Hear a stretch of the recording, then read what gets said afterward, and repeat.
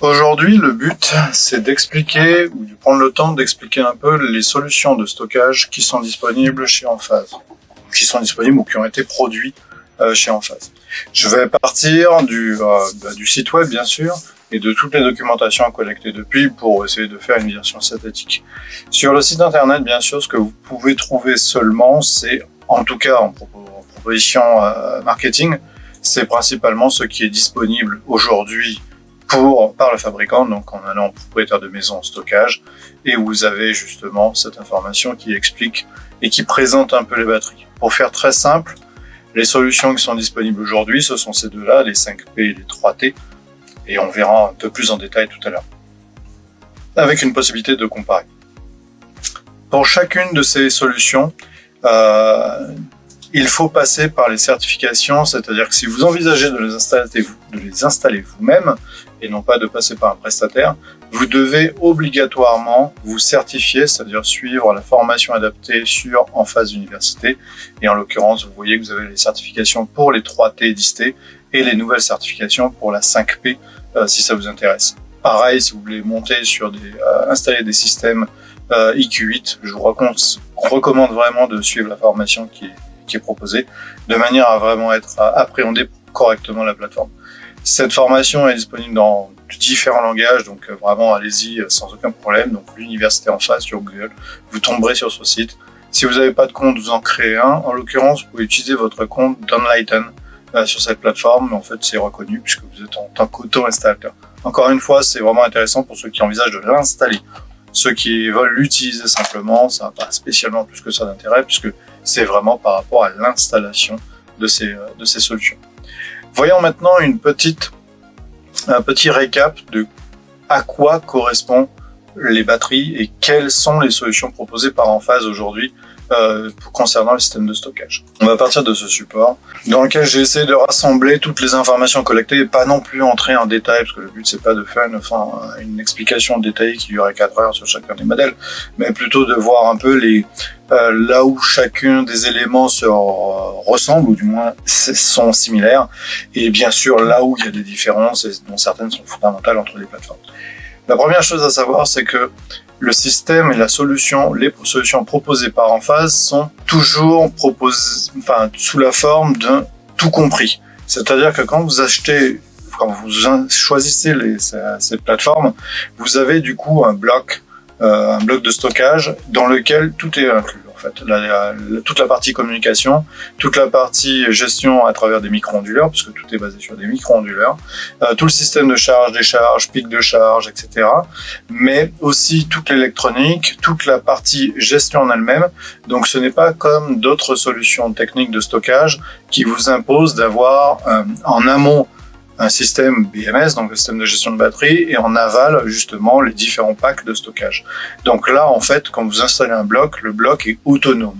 Par contre, il a besoin d'être interconnecté avec le reste de la solution de gestion, mais le bloc en lui-même a déjà tout son système électronique et son système de stockage avec ses surveillances, avec ses systèmes de synchronisation, d'échange ACDC, etc., etc.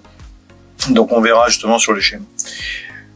Ce qu'il faut comprendre, c'est qu'on a, de toute façon, les systèmes de stockage chez Enphase sont garantis au départ jusqu'à 10 ans. Désormais, avec les nouveaux modèles, le nouveau modèle qui vient de sortir, c'est étendu à 15 ans. Pour des raisons simples, c'est que l'électronique dedans est validée dans le sens où ce sont des micro-onduleurs, donc les micro-onduleurs sont garantis 25 ans, ou 20 ans, je sais plus. Mais en tout cas, très longtemps. Donc là où on peut avoir des problèmes d'électronique, ça se trouve surtout sur la partie électronique de gestion des batteries, qui sont les BMS. Et effectivement, ce sont des cartes qui sont parfois un peu sensibles et qui peuvent, dans certains modèles, et principalement les anciens, avoir des soucis de maintenance. Donc le fait que ce soit que 10 ans. Désormais, avec les nouvelles gestions et puis l'augmentation de la qualité, on a la garantie a été étendue à 15 ans sur la 5P. On a bien sûr différentes versions, donc avec les évolutions techniques et matérielles, donc les différentes capacités de stockage aussi pour chacun de ces éléments ou de ces versions, ce qui fait qu'aujourd'hui on a des systèmes qui sont proposés qui peuvent vraiment tenir une maison en mode quasiment non consommateur du fournisseur d'énergie sans aucun problème, et dans certains cas aller jusqu'au mode off-grid, c'est-à-dire au mode déconnecté. Ce n'est pas encore disponible en France, mais ce sont des solutions qui sont déjà disponibles dans d'autres pays et qui devraient arriver d'ici fin 2024, début 2025, selon les informations qu'on a récupérées. Si on regarde les composants de base, en fait, dans un bloc, vraiment, si on prend un bloc batterie seul, on retrouve ces quatre éléments ou ces quatre types ou produits de base qui sont rassemblés. Donc, bien sûr, toute la gestion électronique. La gestion électronique correspond à tous les flux électriques. Donc, on a de la conversion, on a de la monitoring, tout ce qui est contrôle, etc., qui permet de pouvoir récupérer du 220 avec le nombre d'ampères qui va bien, et le transformer en système de stockage qui va être, lui, non pas en 220, mais très certainement en 12 ou 24 volts. Je ne sais plus exactement le voltage, mais en tout cas, transformer de l'AC vers DC et inversement. Puisque tout se passe à partir justement des micro-onduleurs proposés dans ces appareils. On a aussi la gestion de communication interne, le système de log, la gestion des communications, puisqu'en fait ces appareils sont en discussion continue avec le système de monitoring, qui est la passerelle Envoy. Donc on se retrouve à avoir des échanges de communication qui sont très intenses entre ces appareils, de manière à pouvoir justement basculer d'une charge-décharge de manière totalement dynamique, et avec un temps de réaction très court pour justement exploiter au maximum ces batteries. On a ensuite, après, bien sûr, les micro-onduleurs. Les micro-onduleurs sont toujours le système d'échange AC-DC au sein de ces plateformes. Donc, du coup, on a bien sûr des versions spécifiques. Ce ne sont pas des micro-onduleurs standards. C'est pas comme si vous preniez votre micro-onduleur sur votre panneau et vous le mettez dans la batterie, ça marchera pas. Ce sont des versions spécifiques dans le sens où elles sont capables de faire les deux. C'est-à-dire de transformation AC vers DC et DC vers AC, puisque le principe c'est de charger et décharger. Donc, ce sont des appareils vraiment particuliers aux batteries, et à chaque fois, en fait, chaque génération a sa version de micro-onduleur qui lui associe.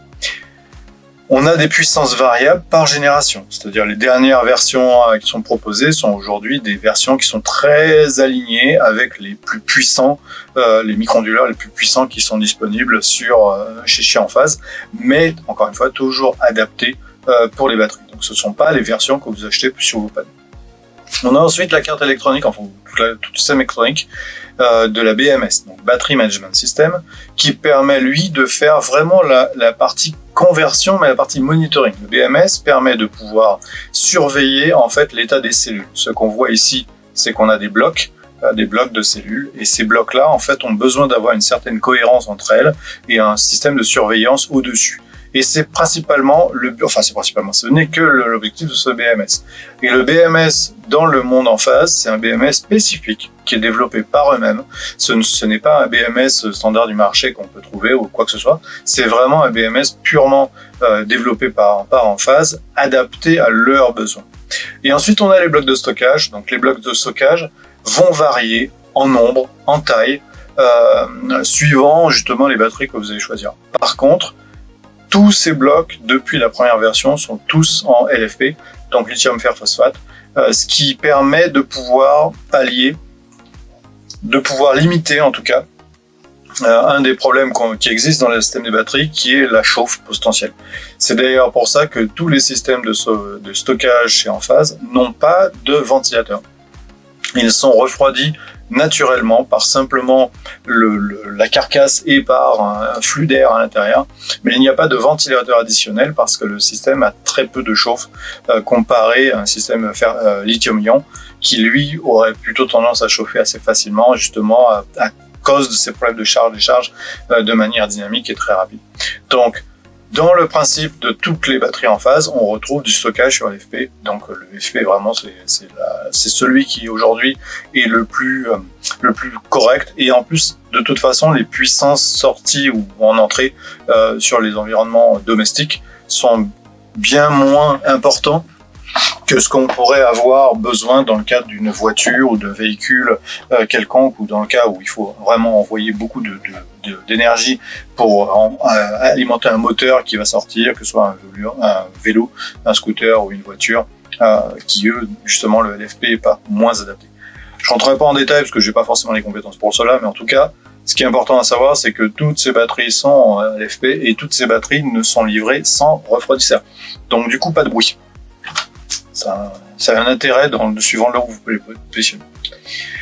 Si on reprend maintenant si on prend chacune des batteries dans l'ordre de disponibilité, on va dire, la première qui a été proposée, ce sont les batteries à AC. On les appelait les AC. C'était les 1.2 aussi, on les trouvait avec ce nom-là, qui sont bien sûr aujourd'hui indisponibles. Les productions sont arrêtées depuis maintenant plusieurs années, enfin au moins 2 ans, pour lequel on retrouvait un bloc. C'était toujours par un bloc. Chaque bloc était de 1,2 kWh en stockage.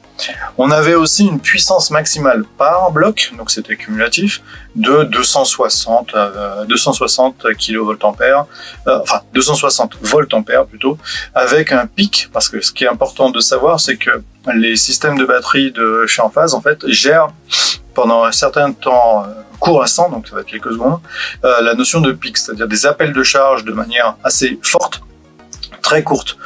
Par exemple, des démarrages de moteur. Un moteur qui démarre, une PAC, une pompe à chaleur, justement a cet effet de démarrage qui peut être assez intense et de faire un appel de puissance assez élevé. Donc les premières générations avaient cette possibilité déjà de pic qui était assez light, hein, on passait de 260 à 270, mais quand même c'était déjà dans le concept intégré. Encore une fois, c'est cumulatif, c'est-à-dire chaque bloc était 260. Si vous avez 2 blocs, ça faisait 260 x 2. Si vous avez 3 blocs, ça faisait 260 x 3, etc., etc. Ce qui fait que en faisant une installation en AC batterie avec 4 blocs, on pouvait se retrouver à avoir de quoi aller sortir 1 kg, 1,2 kg de puissance maximale en sortie. L'intérêt de ça, c'est que typiquement, vous avez différents consommateurs durant la nuit qui sont actifs. En fait, les 4 batteries pouvaient tirer en même temps, le temps que vous étiez à la maison, si vous regardez la télé ou je ne sais quoi, pouvaient tenir en fait la consommation régulière et ensuite diminuer puisque vous passez en dormance. Enfin, vous partez dormir éventuellement. La maison se met en consommation de palier, donc la consommation légère, et de ce fait, en fait, les 4 puissances de sortie diminuent, ce qui permet d'allonger la capacité de stockage et de pouvoir tenir une bonne partie de la nuit. Donc ça, vraiment, c'était intéressant de pouvoir comprendre que c'est le cumul des blocs qui permettait de pouvoir tenir correctement. Quand vous avez un seul bloc, vous avez qu'une sortie de 260 watts, ce qui est vraiment pas grand-chose. Ça permet de tenir potentiellement une partie de la nuit quand la maison est en dormance, mais c'est vraiment très très light. En revanche, le connecteur, donc on pouvait mettre plutôt sur chacun, parce qu'on a besoin d'un Q-relais, j'expliquerai en détail les composants de base à prévoir dans toute installation, mais on a besoin d'un Q-relais pour ces installations de batterie. Et un Q-relais dans le monde des AC batteries 1.2, on pouvait aller jusqu'à 13 blocs. Donc c'est-à-dire qu'on avait juste un Q-relais en amont, donc un boîtier dérivé, un boîtier différentiel, on va dire, dans lequel on avait justement nos différents éléments de protection, et avec un Q-relais, comme toute installation solaire ou stockage chez Enphase, et ce Q-relais permettait d'associer jusqu'à 13 blocs. La dimension et le poids, on était à peu près à 20-25 kg par batterie, et puis surtout on avait cette taille-là, donc 40 cm de longueur sur 30 et quelques de largeur sur 220 de profondeur. Profondeur n'était pas très très élevée, par contre ce sont des blocs de 23 kg. Donc il faut prévoir de les fixer sur quelque chose qui tienne le choc, surtout si vous prévoyez d'en avoir plusieurs.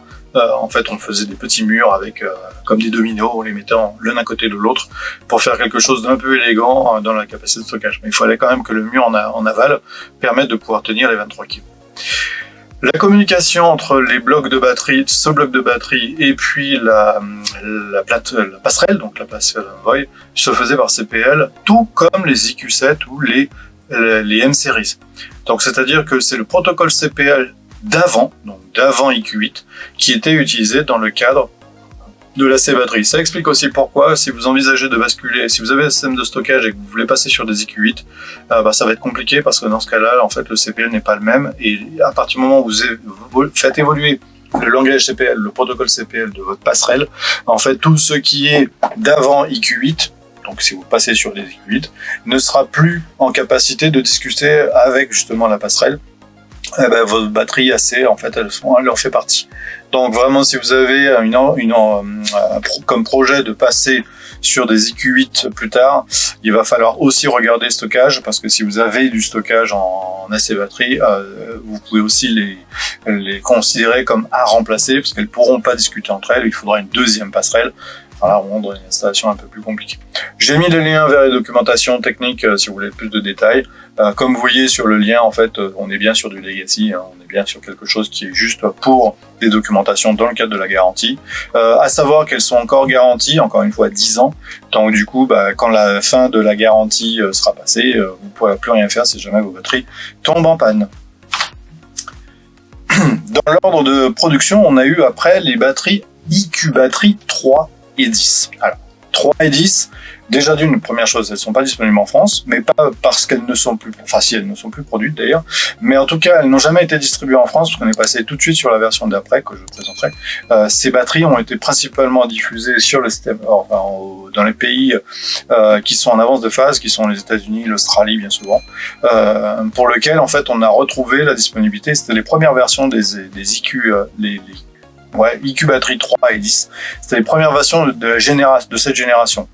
Alors, faut savoir déjà que cette génération, donc les 3 et 10, en fait, quand on parle de 10, c'est simplement une association de 3 IQ3, avec un capot spécifique qui permet de garder une certaine élégance et d'avoir d'un seul bloc visuel et graphique, enfin visuel extérieur, d'avoir un seul bloc, mais derrière, en fait, ce sont 3 batteries de type 3 qui sont interconnectées entre eux pour pouvoir faire la capacité de stockage. Donc, du coup, en termes de calcul, tout ce que je vais dire là est simplement à multiplier par 3. Donc, on a bien une capacité de stockage unitaire de 3.5 avec, attention, la notion d'utilisable. C'est-à-dire qu'on doit avoir un fond de batterie. Alors, on ne peut jamais aller jusqu'au bout des batteries. C'est vraiment le principe de ces systèmes de batterie LFP ou lithium-ion d'ailleurs. On a toujours une réserve à prévoir. Et donc, du coup, c'est pour ça qu'on parle d'utilisable et que ce ne sont pas des 3.3 ou 3.5, mais ce sont bien des 3.3 qui sont installés. On fait un acronyme en IQ3. Donc, si vous faites une multiplication par 3, c'est là qu'on arrive au 10, au T10. Au 10, donc c'est simplement 3.3 x 3, donc ça fait 10. La capacité maximale, donc la puissance de sortie, on est bien, ce que je vous expliquais tout à l'heure, donc de la même façon qu'on avait ici 260 kVA, là dans ce cas-là, on a 1280 VA avec un pic à 1900 VA. Ça commence déjà à être plus intéressant, parce que 1900 VA, c'est quasiment 2 kg. 2 kg, c'est globalement... on va dire une plaque électrique qui tourne toute seule sur un bloc de 3, en général c'est jusqu'à 6000, donc une seule allumée fait environ 2000 watts. Donc on voit bien qu'avec une seule batterie on est déjà capable de pouvoir fournir cette capacité. Si vous en mettez 2 ou 3, en fait, on a une capacité de sortie qui commence à être très intéressante. On peut aller jusqu'à 1000, à quasiment 6000 kVA, ce qui est déjà très confortable dans un usage domestique la plupart du temps. Attention, ce sont des pics qui sont considérés que pour quelques secondes, c'est-à-dire 10 secondes. Ensuite, après, on revient à 1.2. Donc, la capacité d'usage, c'est vraiment 1.2 fois le nombre de blocs que vous avez. Le nombre de blocs par Q-relais, contrairement aux AC batteries d'avant, en fait, pour les IQ3, on a 3 blocs possibles pour un Q-relais. L'intérêt de ça, c'est qu'on a toujours un Q-relais, même si on passe sur une 10T. C'est très intéressant parce que du coup, en fait, en termes d'installation en amont, ça simplifie la mise en place. Donc ça, vraiment, c'est la partie la plus intéressante pour monter une 10 ou une 10T, parce que 10T sera la même chose. On peut se permettre d'avoir un seul tableau avec un seul Q-relais pour l'installation. La dimension, on a justement sur cette génération, donc la longueur qui est de 360, mais la hauteur, donc c'est des blocs qui sont en mode portrait. Donc on a 360, ça fait 36 cm, fois 66 cm de haut, avec 319 de large. Justement, ça, vous verrez la différence avec l'autre et je expliquerai pourquoi juste après. Le poids commence à être conséquent, c'est-à-dire que autant l'autre on était à 20 kg ou 20-25, là on est déjà à 52 kg. Donc il faut quand même vraiment prévoir où vous allez stocker, enfin placer, parce que là il faut que le mur en aval, là où vous allez fixer, soit vraiment prêt à supporter ce poids qui est conséquent. Faut pas que vous mettez ça sur du placo, quoi. Vous oubliez, parce que ça va arracher le placo très rapidement. Le poids est trop lourd, même s'il n'y a pas de mouvement, etc. C'est vraiment un bloc qui est fixe. Une fois posé, il bouge plus. Mais quand même, quoi, la puissance le poids qui est derrière peut être un problème sur votre mur, sur quoi vous le fixez. La communication avec la passerelle Envoy, cette fois, ne se fait plus par CPL, mais se fait par un protocole sans fil, donc le Zigbee, qui demande d'avoir une ComKit, donc un kit de communication spécifique pour justement cette génération, qui va permettre de discuter entre la passerelle et justement les batteries. C'est un point très important parce que le protocole Zigbee est intéressant, est vraiment pratique, et utilisé de plus en plus en domotique, mais c'est un protocole qui est pas avec une énorme portée et pour lequel justement, si vous avez un mur qui est assez épais, en fait, vous aurez de très gros problèmes de communication entre les appareils et la passerelle. Donc, il faut vraiment prévoir autour de 10 mètres entre les appareils, entre la passerelle et le site de stockage. Ça, c'est très important si vous envisagez de les mettre à une distance ou dans un lieu qui n'est pas proche de votre passerelle. Si votre passerelle est proche de votre tableau électrique et que votre lieu de stockage se trouve dans un garage qui n'est pas au même endroit ou dans un abri qui n'est pas du tout au même endroit, la partie communication va être assez compliquée à prévoir parce qu'en fait, vous allez devoir mettre en place des systèmes de relais sans fil spécifiques Zigbee. Encore une fois, j'ai mis les deux liens vers les documentations. Comme vous voyez, ce sont des liens vers la documentation US parce que ça a été vraiment distribué principalement aux US sur ce modèle. Maintenant, le modèle dans la gamme des 3, donc on est passé de la IQ Battery 3 à la IQ Battery 3T. Donc aujourd'hui, vous ne voyez que de la communication autour des 3T et 10T. C'est exactement la même chose. Donc on retrouve bien sûr, en France. C'est le bloc unitaire 3T avec 3 fois 3T, donc qui correspondent à une 10T et une 10T avec un capot spécifique. Donc encore une fois, la logique du côté graphique.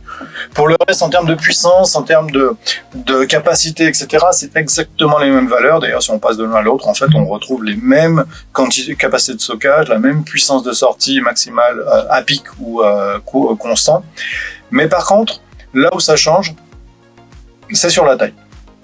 Donc là, on a une longueur, largeur et profondeur qui est un peu différente. Si on regarde ici, on passe de 360-664 à 430, donc 430 de largeur, ça fait 43 cm, 775 de haut.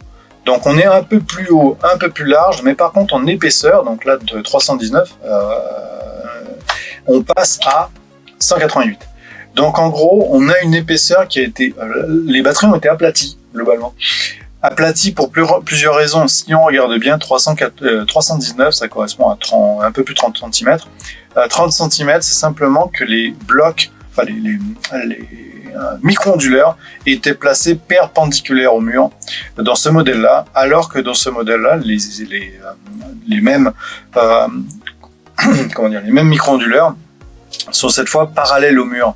Donc ce qui permet de gagner vachement en profondeur et de pouvoir étaler complètement les batteries, ce qui explique pourquoi on est plus haut, mais on est moins épais. Donc les 6, je crois que de mémoire c'est 6 micro-onduleurs par bloc, sont complètement aplatis dans le système, dans la batterie elle-même, et donc du coup, par-dessous, en fait, toutes les blocs de batterie, le bloc de stockage, ont été justement étalés pour pouvoir les rentrer la profondeur et faire en sorte qu'on soit avec une batterie un peu plus fine, mais un peu plus haute et un peu plus large. Ça permet de faire d'avoir moins l'effet d'avoir un bloc très épais qui justement donne un porte-à-faux plus important sur le mur. Au passage, le poids a un peu baissé aussi. Justement parce qu'on a le volume de carcasse a été diminué, le volume de métal a été diminué, donc on se retrouve avec une batterie un petit peu plus légère, on passe de 3 kg, mais bon, c'est toujours ça de gagner sur ces batteries. En revanche, attention quand même, c'est que 43 cm, donc on a pris 10 cm quasiment de largeur en plus. Donc il faut vraiment prévoir, surtout si vous envisagez une 10T, prévoir la zone de stockage qui va prendre un peu plus de largeur que la version d'avant.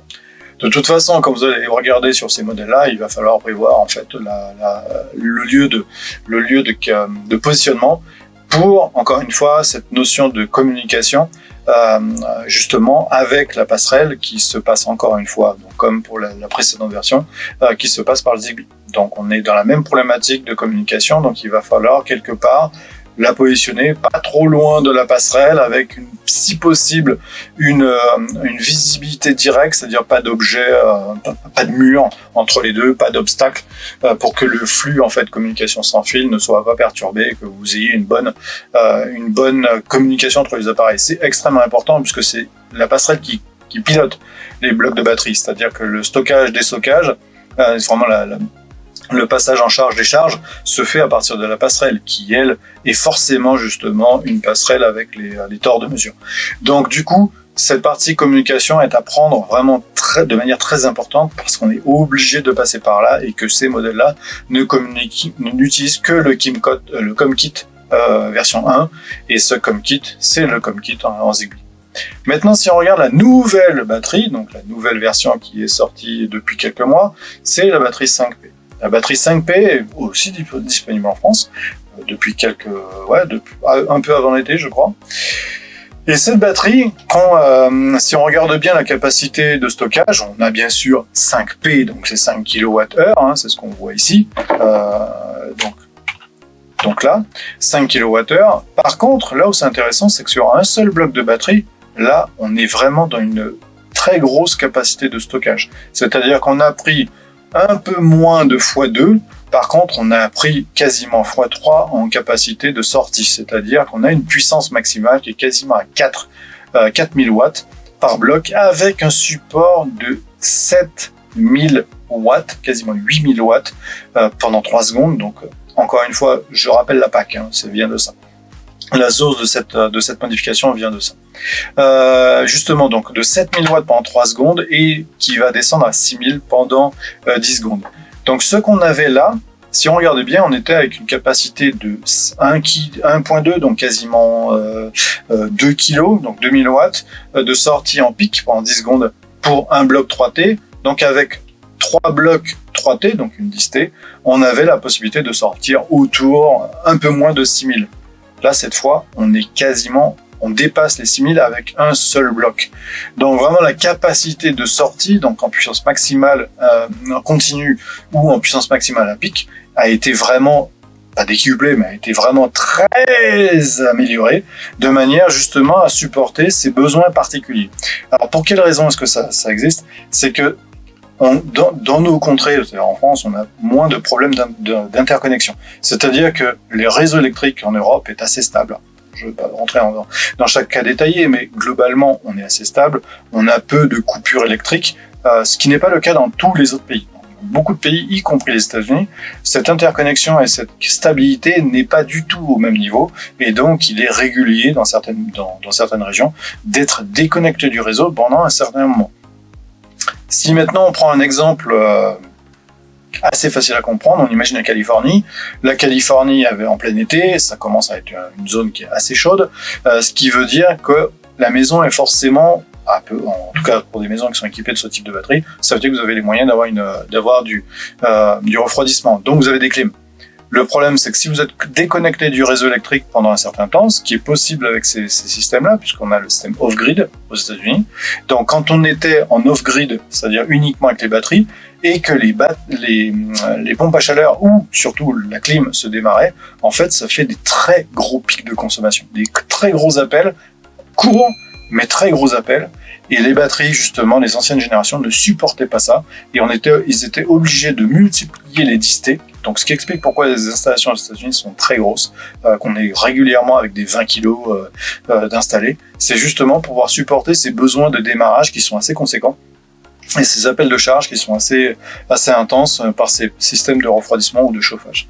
Donc, ces batteries-là ont pris en compte ce système-là, c'est-à-dire ont pris en compte ces besoins spécifiques de sortie pour pouvoir justement pallier à des très gros appels de démarrage et les packs en Europe sont en train de se développer très rapidement, donc du coup on a de plus en plus de packs. C'est exactement aussi ce même contexte qui est lié au chauffage pour nous, mais qui font des appels de démarrage qui sont assez conséquents, et ce type de batterie, donc cette 5P, permet de répondre à ça. Alors encore une fois, tout ça correspond à un pic pour un bloc. Si vous avez 2 blocs, bah vous avez x2. Donc ça, c'est vraiment intéressant, c'est-à-dire que pour ceux qui envisagent d'avoir du 10, une 2 x 5P, donc ce sera 2 batteries 5P, qui fera 10, l'équivalent d'une 10 kg, qui correspond un peu à la 3 x 3T.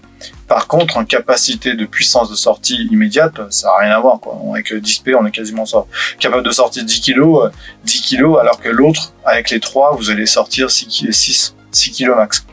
Donc tout dépend vraiment de votre installation et de ce que vous avez besoin, mais prenez ça en compte dans le choix de votre matériel ou dans le choix de votre installation. Quel type de besoin je dois couvrir avec ces batteries afin de bien définir le choix. Parce que pour une même capacité de stockage, l'utilisation n'est pas du tout la même. En revanche, contrairement au précédent, donc où là on pouvait aller jusqu'à 3 blocs par Q-relais, dans le cas d'une 5P, c'est 1 bloc par Q-relais. Donc si vous avez besoin de 2 blocs, bah, ça sera 2 Q-relais. Ça veut dire 2 systèmes de protection électrique en amont dans votre tableau électrique à prévoir justement pour là-dessus. En termes de profondeur, de poids, etc., bah là, on a quasiment changé de modèle. Hein. Donc, on est sur 55 de large, d'accord, mais quasiment 1 mètre de haut. Donc, ce sont des blocs qui sont très présents dans la maison. Donc là, il faut vraiment valider où vous allez poser. Et 188 de large, donc on a gardé la même épaisseur sur la partie largeur. C'est parce qu'en fait, pareil, les micro-onduleurs sont positionnés de la même façon, donc parallèle au mur, ce qui fait qu'on a un bloc qui est un peu plus fin en épaisseur, mais par contre qui est quand même assez présent en termes de hauteur-largeur, et puis surtout qui est assez présent en termes de poids. Prévoyez que c'est 80 kg par bloc. Hein. Donc quand vous allez vouloir les installer, prévoyez d'état 2, hein, parce que 80 kg ça commence à faire très très lourd. Donc du coup, c'est quelque chose qui est très important, et justement en phase a compris cette problématique, et propose bien sûr le support mural comme avant, mais surtout propose désormais un support au sol qui est un accessoire. Donc c'est-à-dire c'est un accessoire que vous allez acheter en plus qui permet de pouvoir poser la batterie dessus, et c'est l'accessoire qui est posé au sol à plat qui permet justement de caler. Donc je crois qu'il y a quand même un petit point de fixation au mur à prévoir, mais c'est pas un point de fixation, c'est juste quelque chose pour ne pas qu'il bouge. En fait. Mais c'est pas, le poids n'est pas posé sur le mur. Pour ce qui est de la communication, donc avec la passerelle Envoy, cette fois on revient au filaire. Mais ce n'est pas du filaire CPL, ce n'est pas du filaire par le câble électrique.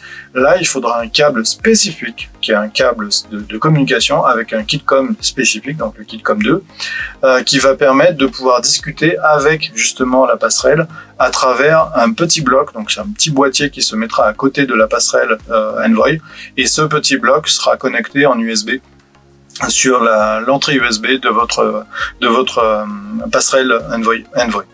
Attention, ce câble est à prévoir dans le passage de câble. C'est-à-dire que là, c'est pas comme avant où on mettait simplement le câble électrique dans les gaines et puis basta. Et puis ça allait jusqu'à la batterie, du tableau électrique vers la batterie, et puis c'était réglé. Là non, il faut prévoir ce petit câble avec. Donc il n'est pas très épais, mais il est à prévoir dans le tube. Donc dans votre installation, il faut quand même anticiper cette nécessité parce que ça va être obligatoire. Sinon, en fait, votre batterie ne discute pas avec l'Envoy et donc du coup, ne peut pas fonctionner. Bien sûr, si je reviens comme avant, depuis tout à l'heure, vous m'avez entendu parler de l'Envoy, on est obligé d'avoir la passerelle Envoy EQ Gateway Envoy metered. C'est-à-dire qu'il faut absolument les tors de mesure connectés, configurés, qui fonctionnent pour pouvoir piloter la batterie, ce qui est logique parce que le principe de ces systèmes-là, c'est de dire quand j'ai un excédent de production, j'envoie en stockage, quand j'ai un excédent de consommation, je pompe de la batterie vers le réseau pour justement ne pas importer depuis l'extérieur. Donc tout ce système justement de pilotage entre la consommation, les mesures de consommation et les mesures de production sont assurés par l'Envoy metered, et donc du coup l'Envoy metered est obligatoire. Il faut aussi bien sûr un EQ relais. Comme je l'expliquais depuis tout à l'heure, il faut toujours un Q-relais et c'est obligatoire suivant après le mode de batterie ou le type de batterie que vous avez choisi. Vous aurez soit plusieurs blocs connectés sur un Q-relais, soit un seul bloc par Q-relais pour respecter les normes de découplage. Ensuite, il faudra bien sûr un appareil mobile, donc un téléphone, que ce soit en iOS ou en Android, pour pouvoir faire toute l'installation. Donc c'est l'installeur Toolkit qui permet de pouvoir configurer, d'activer votre batterie. Donc ça, c'est n'importe quelle installation en phase oblige d'avoir ce matériel. Donc je pense que tout le monde a à peu près un smartphone, donc c'est pas trop un souci là-dessus. Si je prends maintenant une installation hors 5P, donc la 5P est un petit peu spéciale là-dessus, ce qu'on voit là, c'est justement une installation standard. Donc que ce soit sur la partie AC2 1.2, donc les anciens modèles, ou les 3T, 3T 10T. Donc on a simplement une partie production qui est ici, donc on voit justement les panneaux solaires, les micro-onduleurs connectés à un câble électrique qui part sur le tore de production. Enfin, on a le tore de production qui surveille justement avec la gateway Meterd. Et puis là, on retrouve justement cette partie ici avec justement le cul-relais monophasé. Donc là, j'ai pris un exemple monophasé. Pour un triphasé, c'est un petit peu différent, mais on va faire simple. Sur un système monophasé, donc on a notre cul-relais, et puis après, ça rentre dans le principe du tableau général électrique de la maison. Donc, et là, on a le tore de consommation avant le disjoncteur général et avant le réseau électrique. Donc là, tout ça c'est pour la partie production. Ensuite, on a la partie stockage. Donc la partie stockage, ce sont simplement les blocs batterie. Donc une batterie, on a visualisé la partie batterie, il n'y a pas le nombre qui est derrière, mais en fait ce bloc batterie, dans le cas des AC batteries, on aurait jusqu'à 13 batteries, 13 blocs ici. Dans le cas des 3T 10T, on aurait 3 blocs, 3 qui seraient potentiellement installables sur un cul-relais monophasé. Et on voit ici l'interconnexion. Donc là, dans ce mode-là, l'interconnexion qui est ici, c'est l'interconnexion par justement Zigbee, pour le cas de la 3T. Pour le cas de les AC batteries, en fait, c'est pas ce petit pointillé qui apparaît, tout passe par le réseau électrique, puisque ça passe par justement le CPL via le réseau électrique, depuis la batterie vers l'envoy. Donc, je ne vais pas rentrer en détail, mais en gros, ça, c'est principalement vrai pour les 3T 10T. Ensuite, on a la gateway. La gateway est connectée au système cloud, donc au système de monitoring, et c'est grâce à ça que vous pouvez, depuis l'application à téléphone ou le site web, justement voir l'état de votre batterie, l'état de votre stockage, de votre production, etc. Donc tout ça est connecté soit en Wi-Fi, soit en cellulaire, soit en câble RJ45. Et puis, voilà. Donc ça, c'est une installation justement de tout type de batterie, sauf 5P si on a plusieurs 5P, parce que là ça marche. Ça, si on a une seule 5P, c'est exactement la même chose, et ça, ce sera le kit le câble com, le kit câble com qui serait ici symbolisé. Dans le cadre d'une 5P, si on en a deux par exemple, parce que j'ai simplifié pour rentrer en 10 000 exemples, mais une installation avec une 5P où on aurait deux blocs 5P, et bien ce qu'on voit ici, c'est qu'on a bien un cul-relais pour la première 5P, un cul-relais pour la deuxième 5P. On a le câble COM qui relie les deux appareils, donc les deux blocs en eux-mêmes, et puis ce câble COM rejoint le fameux device que je vous ai dit, qui est le COM-Kit, le COM-Kit 2, qui lui va être connecté en USB sur, donc le petit port qui est ici, sur la passerelle Envoy Meter.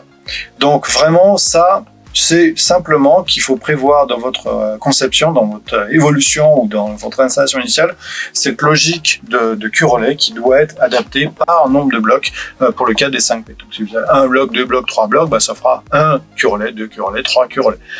Avec par contre un seul COM-Kit, et puis il y aura une interconnexion entre chacun des blocs avec un câble qui va partir d'ici pour aller vers le COM-Kit et pour ensuite après discuter avec votre Envoy. Bon, l'installation est un petit peu différente. Par contre, là où c'est intéressant, c'est que cette fois-ci, on n'a plus de problème d'interconnexion, on n'a plus de problème de Zigbee un peu fragile, un peu sensible, etc. Là, on est simplement dans du communication filaire. Après, c'est un câble spécifique qui s'achète, mais c'est une communication filaire qui est assez faisable ou assez simple à installer, justement sur la partie méthodologie. Donc après, il y a toute la documentation sur l'installation. Si maintenant on fait un petit résumé de comparaison de chacun des blocs, donc j'ai mis en italique les deux batteries qu'on ne trouve plus disponibles. Après, toutes celles qu'on trouve en France sont affichées ici. Donc ce qu'on voit ici, c'est qu'on passe bien de 1.2 par bloc à 3.36, puis à 5 pour de la 5P. On a bien une puissance maximale continue de 260 watts, 2200, quasiment 1300, et jusqu'à justement 3800 pour la 5P. Et par contre, pour les puissances à pic, donc là, on n'avait que la puissance à pic, alors c'était quelques secondes, je sais plus combien, ça doit être 3 ou 10 secondes en tout cas, de 270 watts, ce qui change pas la vie, franchement, pour ce genre de bloc. Par contre, là, ça commençait à être intéressant, parce qu'on avait vraiment une différence en termes de capacité de sortie, qui existe aussi ici dans la 3T. Par contre, et en revanche, sur la 5P, là, on passe quasiment du simple au double, et puis avec une capacité, justement, autour de 6000 watts pendant les 10 secondes. La taille était expliquée ici, donc c'est sensiblement 22 de profondeur, 31 ou 32 de profondeur pour celle-là, et puis là on est un peu moins de 20 pour justement sur les nouvelles. Enfin, au niveau du poids, on est 23 kg, 52, 42, etc., etc. Donc on a vraiment l'installation et puis la garantie et le support mural au socle, suivant ce que vous voulez faire. Si maintenant je reviens sur la